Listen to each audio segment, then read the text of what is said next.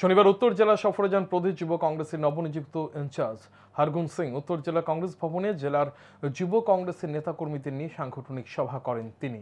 সভায় উপস্থিত ছিলেন যুব কংগ্রেসের সভাপতি নীলকমল সাহা, সহ সভাপতি নিরুপম দে, উত্তর জেলা যুব কংগ্রেস সভাপতি জাহাঙ্গীর হোসেন, উত্তর জেলা কংগ্রেসের সভাপতি দিগ্বিজয় চক্রবর্তী, প্রদেশ কংগ্রেস কমিটির সদস্য কেবল কান্তি নন্দী, চয়ন ভট্টাচার্য সহ অন্যান্যরা।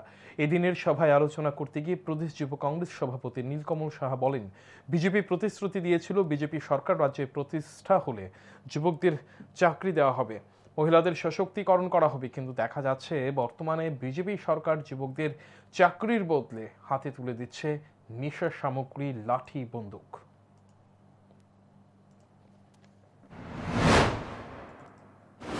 আমাদেরকে বলা হয়েছিল যে মহিলাদেরকে আরো সশস্ত্র করে তোলা হবে, কিন্তু আমরা কি দেখছি, এই 7 বছরের উপরে সরকার যুবকদের হাতে চাকরি না দিয়ে নেশা, লাঠি, বন্দুক উঠিয়ে দিচ্ছে দিনের পর দিন।